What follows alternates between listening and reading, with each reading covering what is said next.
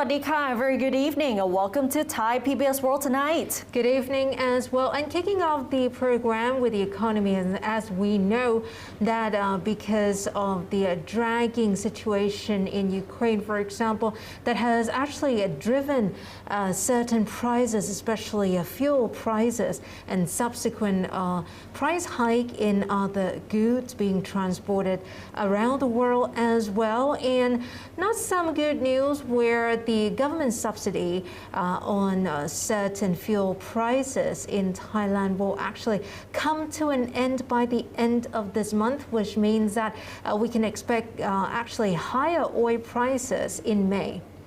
So according to Director of the Energy Policy and Planning Office, or ex-Pheu, the price of diesel at gas stations in Thailand is expected to increase from around 29 or 30 baht today to 35 to 36 baht per litre from May 1st onwards, when the government cap on the price to ease the burden on cargo transport services and consumers is lifted. So he warned, however, that the initial price increase of 5 to 6 baht per litre is actually not just the actual price, because it's only half of the actual cost increase, but what they're doing is actually trying to increase the price step by step gradually, so that it's not immediate 10 to 12 baht increase per litre at the pump, and that's actually going to be really massive surge. So he said the energy minister has instructed all agencies concerned to formulate ways to ease the potential impact, and that the ex-Pheu has been working on how the step-by-step increase should be applied. The government promotes the use of gasohol by providing subsidies through the oil fund, which make the price of gasohol cheaper than benzene. And diesel fuel is mostly used by trucks and buses. The price increase of the fuel is also expected to drive up the prices of various consumer products, which unfortunately will hurt consumers in general, particularly the low-income earners. And also, the upcoming price increase will also make it harder for the government to stop operators of cargo transport from adjusting their transport charges. So definitely something to be aware of, and maybe this is actually the time. We have at least 1 week, for example, to try to prepare for such an increase in oil prices. You can, think about the alternatives in terms of your transportation, for example. Exactly, and it looks like the truckers are not going to be happy at all with this increase of diesel prices. And moving on to COVID-19, Thailand is now warning the public about the new Omicron subvariant, which is now spreading rapidly in the United States, and it is also widely believed to be much more contagious compared to the previous subvariants. Thailand's Center for Medical Genomics at Ramathibodi Hospital has issued a warning about a new Omicron subvariant, which is called BA.2.12.1, which is becoming more prevalent in the United States, accounting for roughly 20% of all new cases across America, and it is widely believed to be highly contagious. Citing a report by the U.S. Centers for Disease Control and Prevention issued on Tuesday, the center said that the BA.2.12.1 variant is estimated to be up to 27% more transmissible than its predecessor, BA.2, and it's fueling a resurgence in COVID-19 cases in New York. The center warned in its Facebook post on Wednesday that although the BA.1 subvariant has almost disappeared and BA.2 cases are slowing in Thailand, the attention should be shifted to the BA.2.12, which is already spreading in Thailand, and it may mutate to the BA.2.12.1 as detected in upstate New York.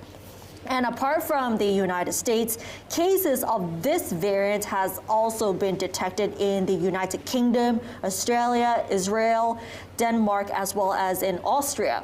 However, there is currently no evidence to suggest that the new subvariant causes more severe disease than the previous Omicron variants and their spin-offs, according to the CDC.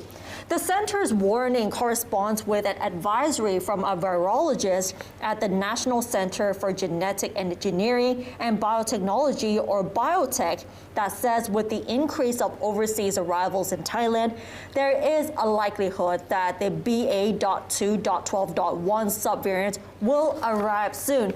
So with the current COVID-19 situation, we can see that the new cases have sort of rebounded, and many people will have to be aware of the new subvariants, because we can see that with the Omicron variants, we can see a lot of mutations popping up here and there. Exactly, Kanat, because we also have to keep in mind, though, that because of all the new subvariants that have emerged, not much studies have been taken, and we don't know the exact, severity, for example, of each mutation. But from the initial observation or studies, it turns out that this is really highly transmissible.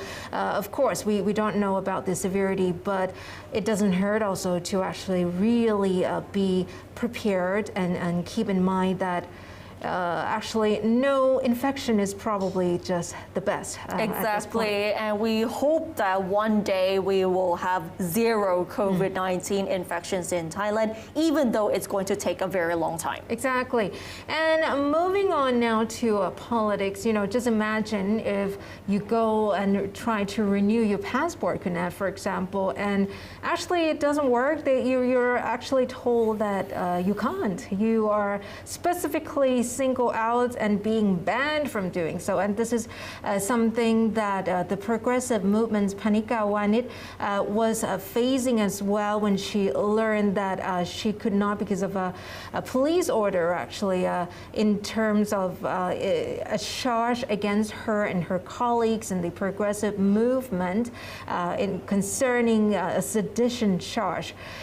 So progressive movement core member Pannika Wanich says she's actually been banned from renewing her passport following Phayat Thai police's order to prevent the renewal of the passports of 3 core members. So of course her, and then there's Thanathorn Jingruangkit, who's the leader of the progressive movement, as well as former leader of the now defunct Future Forward Party, as well as Professor Piyaput Sangkanokgun as well. So the letter said that the 3 are the suspects in having committed Section 116 or sedition. After a meeting with Phayat Thai police today, Pannika told the media that the police have promised to actually retract the letter issued the Department of Consular Affairs, but it will be up to them how they will proceed. The department will be able to renew the passports if the police revoke the order. And according to Pannika, the police had explained that because sedition is a matter of national security, if they did not issue such an order, they might have been considered negligent, and that the letter was actually not in itself an order, but was merely seeking cooperation, and the decision actually rests with the consular department.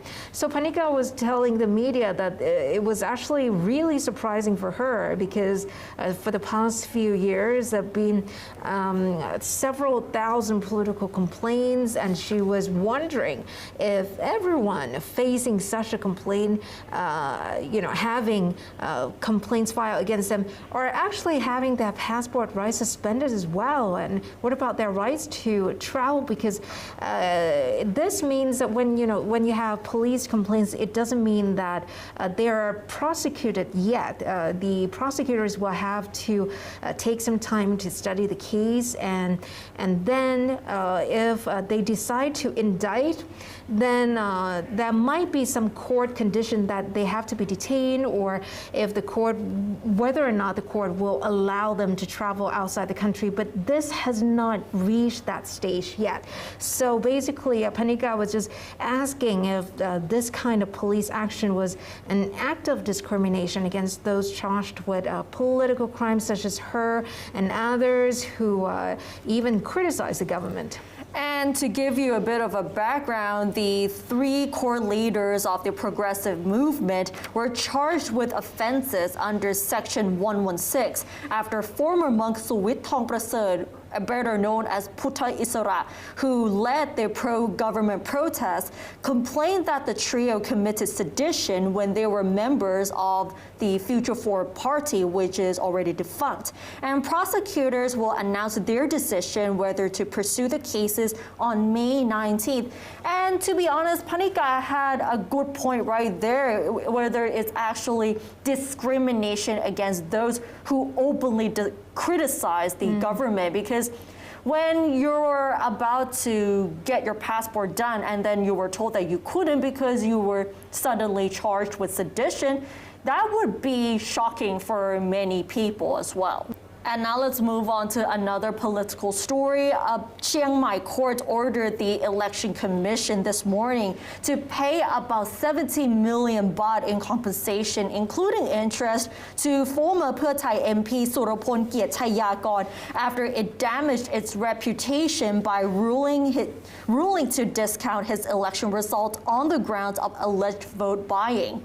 So the lawsuit to demand compensation was filed against the election commission and 14 election officials in Chiang Mai after the Supreme Court's Criminal Division for Political Officer Holders overruled the EC's decision, which was that Soropon's spending of about 2,000 baht for a religious ritual to celebrate his birthday during the campaign prior to the general election in 2019 amounted to vote buying. However, the provincial court's ruling is not yet final, and the EC has the right to appeal within a month.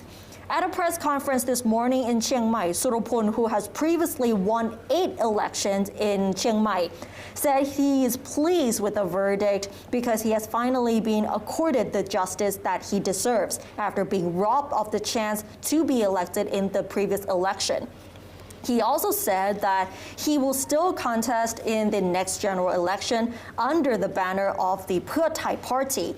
The former MP also threatened to sue the EC and officials concerned for alleged malfeasance if today's verdict is not followed through. So that is another big story in politics today.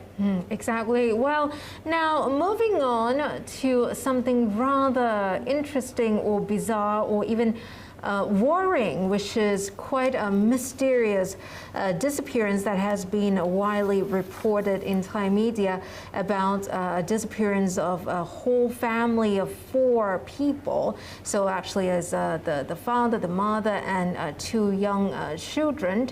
And we actually got a little bit of update where the eldest daughter, aged 19, just came out to say today that she managed to contact them just today, but there still remains a lot of questions left unanswered. For example, where they are and actually what even happened to them in the first place. So police in Sukhothai province have begun searching for this group of family of 4 who were not seen since they left home in Thong Salam district on April 10th. So it has been 11 days already. The grandfather of the family reported to the police in Ban Rai sub-district that his 41-year-old son has told him that he was going to take his wife and 2 children, so that's a son aged 12 and a daughter aged 7, away on a trip during Songkran, but did not disclose where they planned to go. And the family, according to the grandfather, reportedly left in a gray pickup truck on April 10. And the grandfather also said that he also lost contact with the whole group. But there's some contradicting information where the truck itself was found at a second-hand car sale outlet in Udon Thani province during a live stream sale promotion, and the dealers insisted that the truck was bought and acquired legally on April 9th, and that is actually 1 day before the reported disappearance, and the family still remains gone without a trace. According to the police, all the road checkpoints through which the man might have passed have been checked, and one CCTV clip shows the pickup truck passing through an intersection in Pijit province heading towards Nakhon Sawan back on April 7, but it was not seen before the car dealership live streamed then. When the police tried calling all the phone numbers belonging to the missing family members, the phones were apparently shut down, and the numbers turned out to also be out of service already. No report of an accident in the area that could have involved the family has been reported, and this eldest daughter who did not go out on some kind of trip with a group, and she's age 19, claimed that she actually got a word from them that they might be okay, but actually there's not much beyond what she was just saying, that at least they were still probably alive somewhere. We don't know the exact details yet, but it is really probably just bizarre and gripped the nation how, the whole family just vanished. Well, the fact that the whole family just vanished is already suspicious for many people, because there are some facts that seem to be contradicting, like you just said, Kunatai, and the fact that the eldest daughter of the family just didn't even know where the family is at the moment, whether it's the whereabouts and how are they actually doing. So we will see whether there are any more developments to the story. Yeah, exactly. Well, do share with us what you think in the comment section. And with that, we wrap up this edition of Thai PBS World tonight. Do catch us like this every weekday at 7 p.m. right here on YouTube and Facebook Live. And don't forget to follow us on social media, including our website, thaipbsworld.com, for all the latest updates as well as analyses. Thanks for watching, and we'll see you tomorrow. สวัสดีค่ะ สวัสดีค่ะ